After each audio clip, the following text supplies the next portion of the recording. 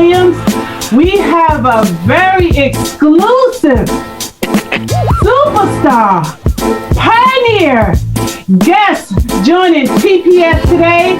And I'm not going to introduce her. I want her to introduce herself. Thank you, first of all, for inviting me, you and Donald, Miss Williams. And I am Cheryl the Pearl from the group The Sequence. I recorded with Sugar Hill Records, my group and I, and we are a part of this hip hop history. That's selling billions of records right now, from the front line of hip hop. My group met Miss Robinson at the Township Auditorium in Columbia, South Carolina.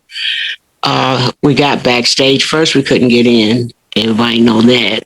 And so we had to kind of argue with the people up front. But Harold Miles, God bless his soul, he came over, since we were the only ones out there, standing out there trying to get in. And he got us in. First, he wanted Angie because he's like little chocolate girls or whatever. But she said, I can't go without my girls. And he said, all y'all come. So he had the Sugar Hill jacket on, told the people to let us in, and they let us in. As we were walking backstage, we told them we sing and we rap. We could beat those boys rapping and this, that, and the other, just had a lot of energy in us at that time. And you could see it. So he took us backstage and he introduced us to, I can't think of the guy's name right now, but he told us to send him a cassette. And we was like, nah, you got to hear us now. And so Miss Robinson was sitting in that room and she said, I'll listen to you. And so we looked at her. We didn't know that she was Sylvia Robinson that sung the song Pillow Talk. She had on a pair of jeans, or Sugar Hill t-shirt and jacket, and one of the little Sugar Hill caps that they had at the time. And so we went in and we started singing a couple of our songs, but she felt it, but it didn't really hit her as a hit. Maybe album cuts, but not that hit. So we were getting ready to walk out, and I said, we didn't do Funk You Up. So I said, can we do Funk You Up for you? And she said, yeah. At first we didn't want to do it because, people take that word and use the other word for it, and we didn't want her to think that we was, young girls doing crazy things or whatever. But she said, come back in, and she listened to us. We started singing, we'll funk you right on up. We gon' funk you right on up. Say, get up, get up, get up, get up, get up, get up, get up, get up, get up. Sit back down. You right on up, right on up. And she said, stop. She said, y'all rap? We said, yeah.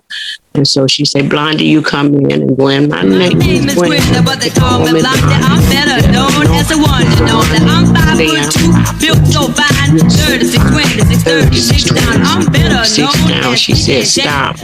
She said, you come in, Cheryl. They call me Cheryl. And I tell you why, because I got that sexy bedroom on. When I pop them out, you look surprised. I got you, and you're hypnotized. She said, stop. She said, Angie, you come in. Angie said, Angie big heels or what they say. I got top hips and the Milky Way. I feel like a millionaire in space. Flying on a go-kart with a silver lake. Everybody calls me Silver Rock, cause I'm a stop the funky song. Do you hear me talking? Do you hear me singing on the microphone? She said, stop.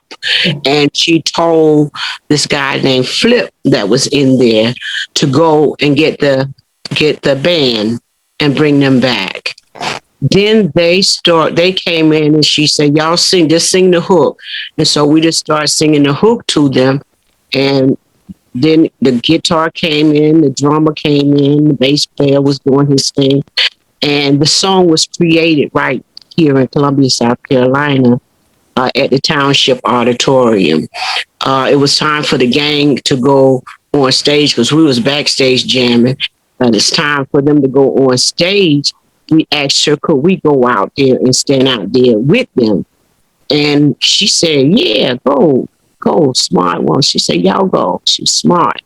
So when we got out there with them, she saw that we weren't afraid to be on stage in front of an audience because, we in school, we had always had football games, basketball games, and it would be thousands of people at football games and hundreds at some of the basketball games back then. And so we weren't cheerleaders. We were all over the place. So we weren't afraid to be in front of people. And she saw that. So when we came back off the stage, she looked at us and she said, I'm gonna make you girls stars. And of course we like, come on now, you for real? You know how many people that said that to us and this, that, and the other? She said, no, I'm gonna make y'all stars. She had this big, beautiful smile on her face. And she asked, who number should I call? And we said, call Blondie, because Angie was still in high school, senior in high school, and I was going to Benedict College, which was my first year there. So we asked her to call Blondie. And so that Thursday came around, she called Blondie and told her that the airline tickets were there. All we had to do was get on the plane, and Harold would meet us at the airport. So that week when we went home, we was excited. We were telling our parents, and this lady gonna make us stars. This lady gonna do this, that, and the other. And my mother was like, okay, well, let's just wait and see if she called,